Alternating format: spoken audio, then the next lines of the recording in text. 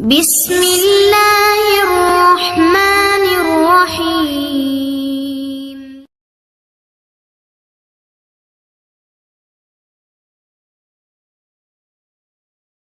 الحمد لله رب العالمين والصلاة والسلام على رسوله الكريم نبينا محمد وعلى آله وأصحابه أجمعين وعلى من تبعه بإحسان إلى يوم الدين ما بعد. கண்ணியமிக்க சகோதர சகோதரிகளே, இன்றைய வகுப்பில் இஅ்திகாஃப் மற்றும் பெருநாள் தொழுகை சம்பந்தமான சில விஷயங்களை நாம் தெரிந்து கொள்வோம். அன்பானவர்களே, நபிகள் நாயகம் ஸல்லல்லாஹு அலைஹி வஸல்லம் அவர்கள் மதீனா வாழ்க்கையிலே 10 வருடங்கள் வாழ்ந்தார்கள். அந்த 10 வருடங்களில் முதல் வருடம் ஹிஜ்ரி 1ஆம் வருடம் ரமதானுடைய நோன்பு விதிக்கப்படவில்லை. அடுத்த வருடம் ரமதானுடைய நோன்புகள் விதிக்கப்பட்டது என்று வைத்துக்கொண்டால் குறைந்தது 8 அல்லது 9 வருடங்கள் நபிகள் நாயகம் ஸல்லல்லாஹு அலைஹி வஸல்லம் அவர்கள் ரமதான் மாதத்திலே கடமையான நோன்பை வைத்து வணக்க வழிபாடுகள் செய்திருக்கிறார். இந்த 8-9 வருடங்களில் நபி ஸல்லல்லாஹு அலைஹி வஸல்லம் அவர்கள் இஅ்திகாஃப் செய்வதையும் கடைபிடித்திருக்கிறார். இஅ்திகாஃப் என்று சொன்னால் என்ன? ஒருவர் இபாதத் செய்வதற்காக தன்னை முழுமையாக ஒதுக்கிக் கொள்ள வேண்டும் என்கிற அந்த எண்ணத்தோடு பள்ளிவாசலில் தங்குவது, இதுதான் இஅ்திகாஃப். இந்த இஅ்திகாஃப் உடைய சிறப்பு சம்பந்தமாக எந்த ஒரு ஹதீஸும் ஆதாரபூர்வமான ஹதீஸாக நமக்கு கிடைக்கவில்லை. ஆனால் இஅ்திகாஃப் ஒரு சிறந்த அமல் என்று சொல்வதற்கு நபி ஸல்லல்லாஹு அலைஹி வஸல்லம் அவர்களுடைய செயல் நமக்கு போதுமானது. நபி ஸல்லல்லாஹு அலைஹி வஸல்லம் அவர்கள் ஒவ்வொரு வருடமும் இஅ்திகாஃப் செய்வதை கடைபிடித்திருக்கிறார். ஒரு வருடம் ரசூல் அவர்களால் இஅ்திகாஃப் செய்ய முடியவில்லை, அதாவது ஆரம்பித்தார்கள், ஆனால் தொடர்ந்து இஅ்திகாஃப் செய்ய முடியவில்லை. எனவே ரசூல் அவர்கள் அந்த தவறி போன இஅ்திகாஃபை பின்னால் வந்த ரமதான் மாதத்திலே 20 நாட்கள் என்று நினைச்சார்கள். 10 நாட்கள் இஅ்திகாஃப் செய்வது ரசூலுடைய வழமை. ஆனால் ஒரு முறை இஅ்திகாஃப் செய்ய முடியாமல் போன காரணத்தினால் பின் வந்த ரமதானிலே 20 நாட்கள் ரசூல் அவர்கள் இஅ்திகாஃப் செய்தார்கள். இது அந்த அளவிற்கு இஅ்திகாஃப் செய்வதை ரசூல் அவர்கள் கடைபிடிப்பார். நோக்கம் என்ன? முழுமையாக கடைசி 10 இபாதத்துக்காக தன்னை ஒதுக்கிக் கொள்வது.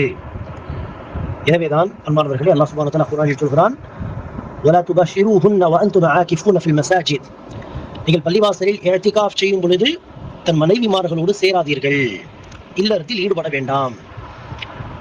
எனவே அன்பானவர்களே, இல்லறத்தில் ஈடுபடாமல் பிசினஸ் இது போன்ற எல்லா உலக வேலைகளை விட்டுவிட்டு முழுமையாக தன்னை இபாதத்துக்காக ஒதுக்கிக் கொள்வது, பள்ளிவாசலிலே தங்குவதுதான் இஅ்திகாஃப். இது பள்ளிவாசலில் செய்ய வேண்டிய ஒரு வணக்கம். அல்லாஹ் குர்ஆனில் வஅன்தும் ஆகிஃபூன ஃபில் மஸாஜித், மஸாஜித் என்று தான் சொல்லியிருக்கிறான். எனவே பெண்களும் இஅ்திகாஃப் செய்ய விரும்பினால், வசதி இருந்தால் பள்ளிவாசலில் தான் இஅ்திகாஃப் செய்ய வேண்டுமே தவிர, பள்ளிவாசலில் அதற்கான ஏற்பாடு இல்லை, வசதி இல்லை, ஃபித்னாவுடைய பயம் இருக்கிறது என்று சொன்னால் வீட்டில் இஅ்திகாஃப் செய்ய முடியாது. வீட்டில் இஅ்திகாஃப் என்கிற வணக்கம் கிடையாது. வீட்டில் உட்கார்ந்து அதிகமாக இபாதத் செய்யுங்கள், ஆனால் இஅ்திகாஃப் என்கிற பெயரை சொல்லாதீர்கள், அது இஅ்திகாஃப் ஆகாது. எனவே பள்ளிவாசலில் செய்ய வேண்டிய வணக்கம் தான் இஅ்திகாஃப். சரி, எப்படிப்பட்ட பள்ளிவாசலில் இஅ்திகாஃப் செய்வது என்று கேட்டால், ஐவேளை தொழுகை நடக்கக்கூடிய பள்ளிவாசலிலே. ஜும்மா தொழுகை அங்கு நடத்தப்படுவதில்லை என்று சொன்னாலும் மஹல்லாவுடைய பள்ளி என்கிற அடிப்படையில், அருகில் இருக்கக்கூடிய பள்ளி என்கிற அடிப்படையில் ஐவேளை தொழுகை நடக்கக்கூடிய பள்ளிவாசல் இஅ்திகாஃப் செய்தாலும் ஜும்மாவுக்கு மாத்திரம் என்ன செய்யலாம்? ஜும்மா நடக்கக்கூடிய பள்ளிவாசலுக்கு சென்று உடனே திரும்பி வந்து விடலாம். எனவே ஐவேளை தொழுகை நடக்கக்கூடிய பள்ளிவாசலில் இஅ்திகாஃப் செய்ய வேண்டும். சரி, இஅ்திகாஃபுடைய நேரம் எப்போது ஆரம்பிக்கும் என்று சொன்னால், 10 நாள் ஒருவர் இஅ்திகாஃப் செய்ய விரும்புகிறார் என்று சொன்னால் அப்படிப்பட்டவர் மக்ரிப் தொழுகைக்கு முன்பாகவே, அதாவது 20வது நோன்பு வைத்த நாளிலே மக்ரிப் தொழுகைக்கு முன்பாகவே பள்ளிவாசலுக்கு சென்று விட வேண்டும். அந்த 21வது இரவு ஆரம்பிக்கும் பொழுதே அந்த 10 நாள் என்கிற அந்த இஅ்திகாஃப் தொடங்கிவிடும். எனவே அந்த நாள் பள்ளிவாசலுக்கு சென்ற அவர் பிறை பார்க்கப்பட்டாலோ அல்லது 30 நாள் பூர்த்தியானாலோ அதற்கு அடுத்துதான் நிச்சய வேண்டும், மக்ரிப் தொழுகைக்கு பிறகு வீட்டுக்கு கிளம்ப வேண்டும். இதுதான் 10 நாள்.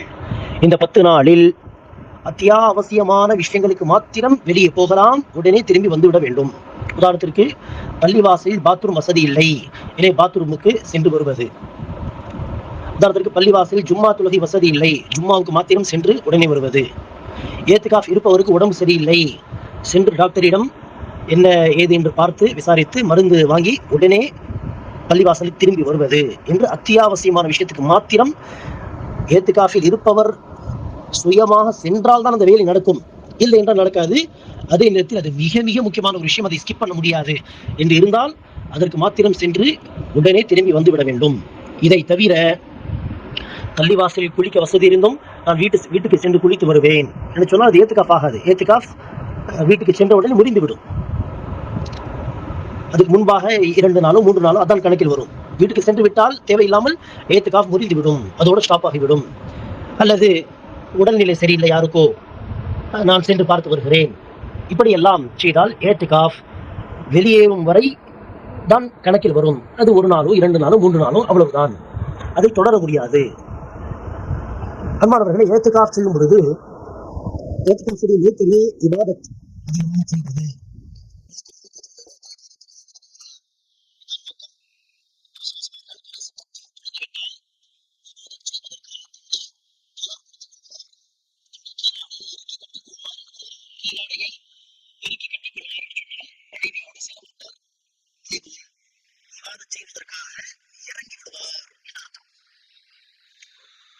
அதேபோல் நபிகள் நாயகம் இறுதி பத்திலே லைலத்துல் கத்ர் இரவை அடைய வேண்டும் என்று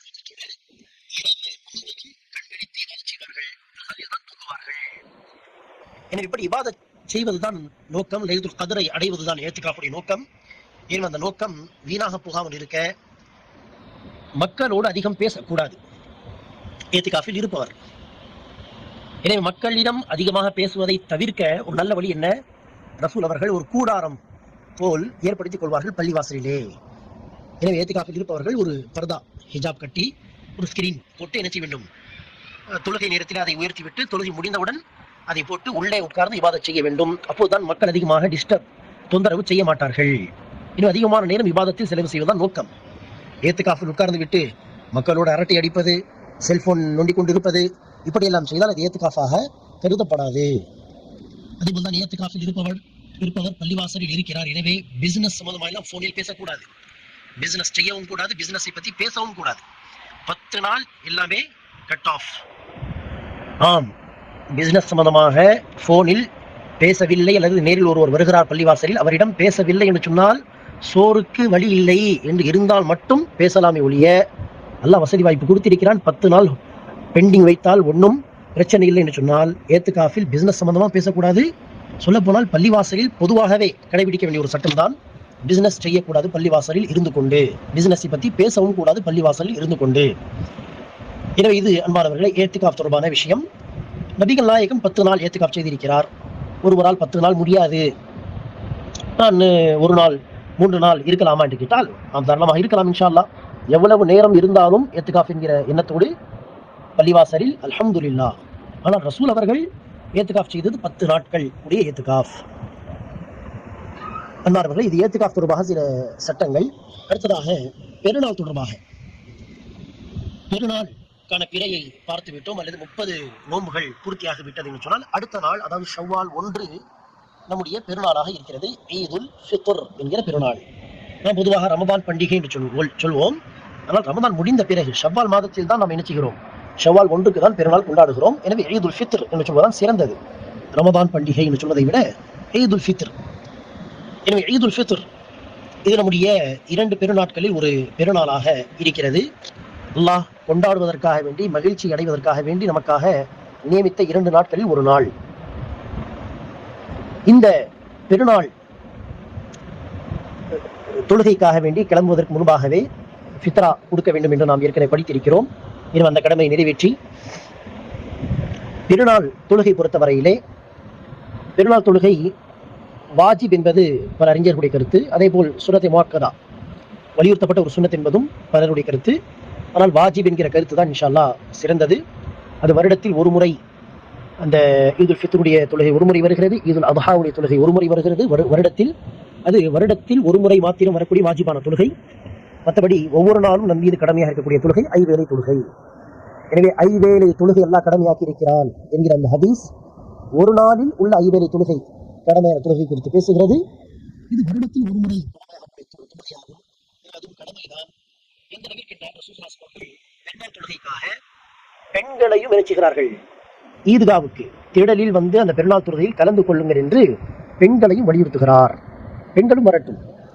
ஒரு பெண்ணுக்கு பர்தா ஹிஜாப் இல்லையா, புர்கா இல்லையா, இன்னொரு சகோதரியின் ஹிஜாபில் சேர்ந்து வரட்டும் என்று அந்த அளவிற்கு ரசூல் அவர்கள் ஹிஜாப் இல்லாவிட்டாலும் ஏதாவது அட்ஜஸ்ட்மெண்ட் பண்ணி வரட்டும் என்று வலியுறுத்துகிறார் என்று சொன்னால் யோசித்து பாருங்கள், எவ்வளவு வலியுறுத்தப்பட்ட ஒரு தொழுகை அது. பெரும்பாலும் பெண்கள் வருவதில்லை, தொழுவதில்லை. எனவே திடலில் பெருநாள் தொழுகை வைப்பதுதான் சிறந்தது. நபி வழி மழை இடம் பற்றாக்குறை இருந்தால் மட்டுமே பள்ளிவாசலை பயன்படுத்திக் கொள்ள வேண்டும். இல்லை என்றால் திடலில் தொழ முயற்சிக்க வேண்டும், ஈத்காவிலே முசல்லாவிலே. எனவே அவ்வாறு தொழும் பொழுது பெண்களும் அதில் கலந்து கொள்ள வேண்டும். மாதவிடாய் உள்ள பெண்களாக இருந்தாலும் ரசூல் அவர்கள் சொல்கிறார், வரட்டும், ஈத்காவுக்கு வெளியே நிற்கட்டும். வண்டியில் உட்கார்ந்து இருக்கலாம் அல்லது ஏதாவது பாதுகாப்பான ஒரு இடத்திலே உட்கார்ந்து இருக்கலாம். தொழுகை முடித்து உரை நிகழ்த்தும் பொழுது இமாம் துவா கேட்பாரே, அந்த துவாவுடைய சப்தம் வெளியே கேட்டால் அவர்களும் ஆமீன் என்று சொல்லி அந்த துவாவில் கலந்து கொள்ளட்டும், பிரார்த்தனையில் கலந்து கொள்ளட்டும் என்று ரசூல் அவர்கள் சொல்கிறார். இன்னும் அந்த அளவிற்கு வலியுறுத்தப்பட்ட ஒரு தொழுகை, சொல்லப்போனால் வாஜிபான ஒரு தொழுகை, குறிப்பாக ஆண்களுக்கு இது வாஜிப்.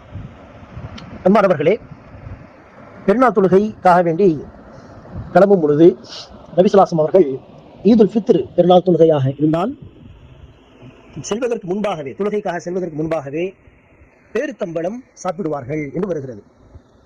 ஈதுல் அதஹா பொறுத்தவரையிலே சாப்பிடாமல் செல்வார்கள். தொழுது குர்பானி கொடுத்து அந்த குர்பானியுடைய கறியை தான் சாப்பிடுவார்கள் அந்த நாளிலே முதலாவதாக என்று பார்க்கிறோம்.